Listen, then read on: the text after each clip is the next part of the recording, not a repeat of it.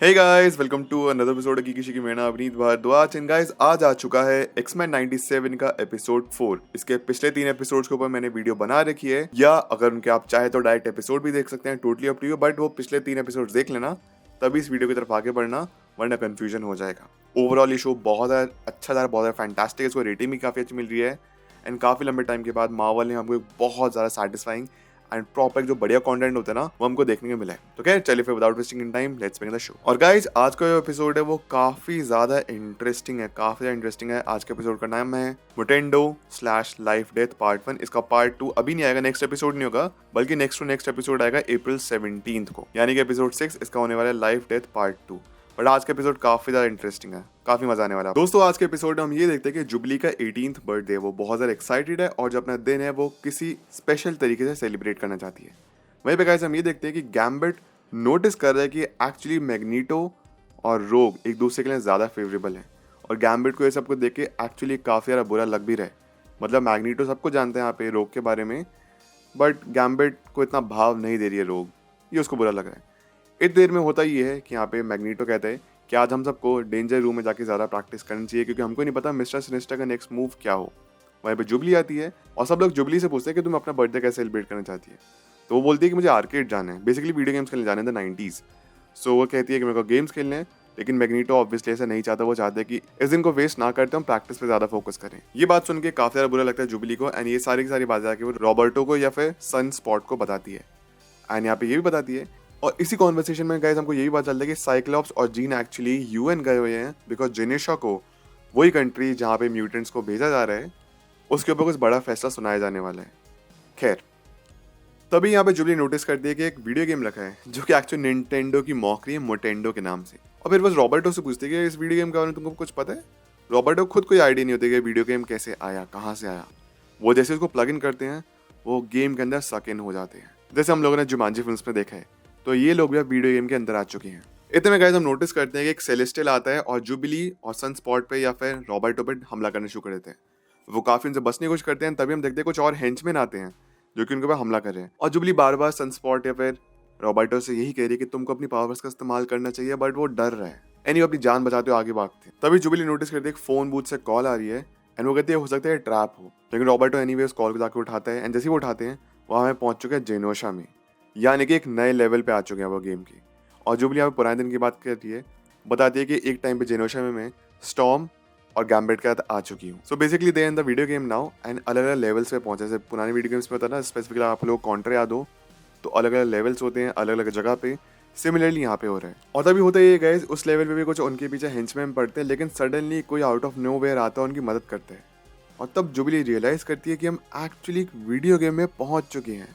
अभी तक तो वो कंफ्यूज थे, बट वो समझ आ चुका है इनको कि वो वीडियो गेम में। तभी गाइस उनके सामने एक मोजो नाम का एक एलियन आता है, जो कि बताता है कि मैं एक inter dimensional alien TV producer हूँ, जिसकी वजह से तुम दोनों इस वीडियो गेम में आ चुके हो, और तुम दोनों को सर्वाइव करना है तो ऑफकोर्स उनका गेम खेलना ही होगा। ऑल्सो गाइस, कुछ एलियंस या फिर अलग अलग गैलेक्सी एलियंस है, वो लाइव देख सकते हैं जुबली और रॉबर्टो गेम खेलते हुए। प्लस वो ये भी बताता है कि अगर तुम लोगों ने गेम कंप्लीट नहीं किया और तुम इन केस गेम के अंदर मर गए, तो तुम रियल लाइफ में भी मर जाओगे। और जितने भी लेवल्स होंगे ना इस गेम में, वो सारे के सारे जुबली की मेमोरीज पे बेस्ड होंगे। इसलिए जब वो जेनेशा गई थी, उसको जेनेशा का लेवल मिला। तो जो भी कुछ आने वाला है, जहाँ पे भी जुबली गई है, वही सब कुछ के सामने प्रेजेंट होने वाला है। ऑल्सो मोजो ये भी कहता है कि मैं तुमको मौका दे रहा हूँ फॉर एवर यंग रहने का, तुम हमेशा गेम्स खेल सकती हो। अब जुबली और रॉबर्टो प्रॉब्लम में है, क्योंकि उनको एक गेम एनी हाउ कंप्लीट करना ही होगा, वरना ये लोग एक्चुअल में या तो उस गेम में फंसे रह जाएंगे, या फिर अगर मर गए तो गेम में भी और रियल लाइफ में भी मर जाएंगे। ऐसे ही करते करते जुबली और रॉबर्टो अलग अलग गेम्स के लेवल कंप्लीट करते जाते हैं और आगे बढ़ते जाते हैं, और ऑडियंस उनके लिए चेयर अप कर रही है। और मोजो उसको कंट्रोल कर रहा है गेम को और देख भी सकता है। जुबली और रॉबर्टो का जो हेल्थ लेवल होता है कम होने वाला, लेकिन सडनली उनकी हेल्थ फुल हो जाती है, बिकॉज कोई टेक्निकल सपोर्ट उनको नहीं मिल, बिकॉज उस गेम में एक बग था जिसकी वजह से उनकी हेल्थ अपने आप बढ़ गई। और मोजो अपने टेक सपोर्ट यानी कि स्पाइरल से कहते भी कि ऐसा कैसे हुआ, तो वो यही बताती है कि ये कुछ बग था जिसकी वजह से इनकी हेल्थ अपने आप फुल हो गई है। एनीवे, अब आता है फाइनल स्टेज गेम का। रॉबर्टो इस गेम से निकलना चाहता है, लेकिन जुबली बहुत ज़्यादा खुश है। जुबली इस गेम से बिल्कुल भी नहीं निकलना चाहती है, एंड वो ये कहती है कि मुझे हमेशा यहीं पे रहने, क्या प्रॉब्लम है। रॉबर्टो कहता है कभी ना कभी तुमको बड़ा होना ही पड़ेगा। इतनी देर में देखते गाइस कि रॉबर्टो के ऊपर हमला होता है और सब गेम ओवर हो जाता है। अब जुबली अकेली बची है, और रॉबर्टो को बचाने के लिए उसको कुछ ना कुछ करके उस लेवल को जीतना ही होगा। और मैग्नीटो इस गेम का इस लेवल का मेन विलन है। तो जुबली जानती है कि मैग्नीटो का पैटर्न होता है अटैक करने का, उस पैटर्न को इसका अगेंस्ट यूज करके उस लेवल को जीत सकती है और रॉबर्टो को बचा सकती है। जुबली समहाउ मैग्नीटो को डिफीट करती है और मैग्नीटो को डिफीट करने के बाद उसको एक्स्ट्रा हेल्थ का या फिर एक्स्ट्रा लाइफ का ऑप्शन मिलता है, जिसको यूटिलाइज करते हैं रॉबर्टो को जिंदा करने के लिए। एंड इस तरीके से रॉबर्टो को फिर से गेम में वापस आ जाता है। इतनी देर में जुबली यहाँ पे रियलाइज करते हैं कोई ना कोई तो है जो हमारी हेल्प कर रहा है इस गेम में, किसी ने हैक कर रखा है गेम में, फिर कोई ना कोई एक्सटर्नल सपोर्ट दे रहा है। एंड ऐसा हम जेनोशा वाले लेवल से देखते आ रहे हैं, किसी इंसान ने उनकी हेल्प की थी और फिर से कोई हेल्प कर रहा है। कौन है ये फिलहाल ये दोनों ये खुद नहीं जानते। आए गाइस हम देखते हैं कि मैग्नीटो फिर से जिंदा हो जाता है, उन पर हमला करने वाला होता है, लेकिन तभी वही जो उनकी कोई एक्सटर्नल हेल्प कर रहा था वो कैरेक्टर आता है और उनको अपने साथ एक सेफ जगह लेके जाता है, जहाँ पे उनको पता चलता है जो एक्सटर्नल कैरेक्टर जो उनकी हेल्प कर रहा है वो खुद जुबली का एक ओल्डर वर्जन है, यानी कि जुबली खुद की मदद कर रही थी। तो एक्चुअली हुआ क्या है कि मोजो ने जुबली के कुछ रेप्लिकास बना लेते थे, जिसमें से एक रेप्लिका ने उस गेम को इन्फाइनाइटली कंप्लीट किया, कई बार कंप्लीट किया है और उस गेम में बहुत साल से फंसी हुई है। और जुबली को यही समझाती है कि ये लाइफ नहीं है। मैग्नीटो एक्चुअली ठीक था कि तुमको अपनी रियल लाइफ में बाहर जाना चाहिए, रिस्पॉन्सिबिलिटी उठानी चाहिए, और यंग जुबली इस बात को समझती है। ऑल्सो फिर जो ओल्डर वर्जन ऑफ जुबली होती है वो ये कहती है कि no matter what video games rock. इस मामले में मैग्नीटो गलत था। तभी गाइस हम देखते हैं कि यहाँ पे मोजो खुद आता है एक बॉस लेवल बन के, फाइनल बॉस बन के, एंड डिसाइड करते हैं कि दोनों जुबली और रॉबर्टो या फिर सनस्पॉट ये तीनों साथ मिलके मोजो का सामना करेंगे। फाइनली वो तीनों साथ मिलकर उस गेम को कंप्लीट करते हैं, नॉकआउट करते हैं और जुबली और रॉबर्टो उस गेम से बाहर निकल जाते हैं एंड रियलाइज करते हैं कि वे दोनों को पसंद करते हैं और दोनों एक दूसरे को किस करते हैं। फिर गाइज अब नेक्स्ट पार्ट शुरू होता है इस एपिसोड का, इसका नाम है लाइफ डेथ पार्ट 1, जिसका कंटिन्यूशन आगे होगा। सर मैं आपको वीडियो को स्टार्टिंग में बताया था। यहीं पे गाइस हम वापस पहुंचते हैं टेक्सास में, जहाँ पे स्टॉर्म की कहानी चल रही है। स्टॉर्म फोर्ड से पूछती है कि आखिर तुम मदद क्यों कर रहे हो। तो वो बताते हैं कि जेवियर ने एक बार कोई मदद करी थी और बस जो जेवियर का दोस्त है वो मेरा दोस्त है, तो मेरा यहाँ पे कर्तव्य, मेरी रिस्पॉन्सिबिलिटी है उसकी हेल्प करना। स्टॉर्म पूछती है कि तुम ऐसा कैसे करोगे। तो बताते हैं कि उसके पास कुछ टेक्निक है जिसके थ्रू वो ब्रेन में जाके जो कि लूज कनेक्शन है उनको एक बार फिर से जोड़ सकता है, जिसके थ्रू स्टॉर्म की पावर्स वापस आ जाएंगी और वो एक डिनर एंजॉय कर रहे हैं। उस डिनर के बाद गाइस हम देखते हैं स्टॉर्म और फॉर्ज एक राइड पे निकलते हैं, हॉर्स राइड पे, और एक सीनरी पे जाके पहुंचा जो कि बहुत ब्यूटीफुल है। और स्टॉर्म यहाँ पे डिरेक्ट करती है जो विंड है हमेशा ईस्ट डायरेक्शन से आ रही है, बिकॉज ऑफकोर्स स्टॉर्म का इन चीज़ों पर ज़्यादा फोकस होता था बिकॉज वो वेदर को कंट्रोल करती थी। खैर वो आ गए अपने एक्सपेरिमेंट की तरफ बढ़ते हैं कि कैसे अपनी पावर्स को रिवाइव कर सकती है स्टॉर्म। ऑल्सो गाइस फॉर्ज का एक हाथ और एक टांग नकली है, तो स्टॉर्म ने पूछा भी था ऐसा कैसे हुआ, तो उसने बताया कि एक वॉर के थ्रू उसके एक टांग और एक हाथ चले गए थे, जिसकी वजह से उसको रिप्लेसमेंट लेना पड़ा या फिर प्रोस्थेटिक्स का इस्तेमाल करना पड़ा।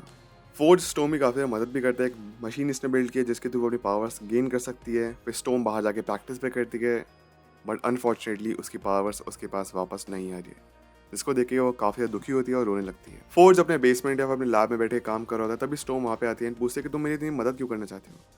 तो यहाँ पे हमको पता चलता है दरअसल में फोर्ज ही था जिसने वो डिवाइस बनी थी जो एक गले में बांधते हैं, जिसके थ्रू म्यूटेंट्स अपनी पावर्स लूज करते हैं।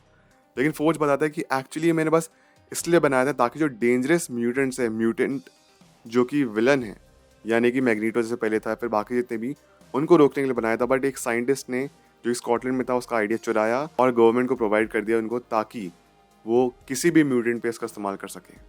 इस बात को सुन के स्टॉर्म को बहुत सारा गुस्सा आता है। फोर्ज को अपनी बात पे बहुत दुख है और वह प्यार कन्फेस करता है स्टॉर्म को, और स्टॉर्म उसको चांटा मार के वहाँ से निकल जाती है क्योंकि वो बहुत ज़्यादा गुस्सा है। क्योंकि अगर फोर्ज ने कभी वो डिवाइस बनाई ही नहीं होती तो शायद आज स्टॉर्म के पास की पावर्स वापस होती। गाइस बिल्कुल एपिसोड के लास्ट में हम ये देखते हैं कि जब स्टॉर्म घोड़े बैठते वहाँ से भाग रही होती है, सडनली सामने एक डीमन आता है जिसको पकड़ लेता है और वो ट्रैप्ड होकर वापस एक बार फोर्ज के घर में जाके गिर जाती है। और तभी हम सामने देखते हैं कि उसके सामने एक बहुत खतरनाक डीमन है जो कि एडवर्सरी है, जिसके अगर पावर्स की बात की जाए तो मैजिक है, नेक्रोमैंसी है, वो डायमेंशनल ट्रैवल कर सकता है, सुपर ह्यूमन स्ट्रेंथ है और एक ग्रेट ट्रिक्स्टर है। वो यहाँ पे हमला करता है फोर्ज पर और उसके साथ स्टॉर्म को कैप्चर कर लेता है एंड कहते हैं कि अब तुम मेरी मील बनोगी। और गाइज यहीं पे एपिसोड खत्म हो जाता है। सो गाइज ये थी आज की वीडियो, ये था आज का episode. I hope you enjoyed. आपके जो भी कोई थॉट्स है प्लीज मुझे कमेंट में आके जरूर बताइए। डेफिनेटली आपका खुद की कोई थ्योरी होंगी, कोई भी थ्योरी, कुछ आपने पढ़ा हो, कुछ लीक आपने पढ़ा हो, कुछ आपके दिमाग में चल रहा हो, कोई भी thought, please do let me know comment section below. And इसके साथ मुझे ये भी बताइए कि आपका फेवरेट एक्समैन कैरेक्टर कौन सा है, एंड क्या आप लोग खुश है मार्वल के इस फैसले से जो 90s वाला शो था उसी को आगे कंटिन्यू करना। ये भी मुझे अपनी राय कमेंट्स में जरूर बताइए। अगर आप सब मेरे साथ इंस्टाग्राम एंड ट्विटर पर जुड़ना चाहते हैं, लिंक आपको डिस्क्रिप्शन बॉक्स में मिल जाएगी, नहीं तो मेरे यूजर नेम आप लोग अपनी स्क्रीन पे देख ही सकते होंगे। मिलते हैं आप सभी से अगली वीडियो में। अपना ख्याल रखें, always remember you all are super heroes. Life में अच्छा करिए। Thank you so much, take care, bye.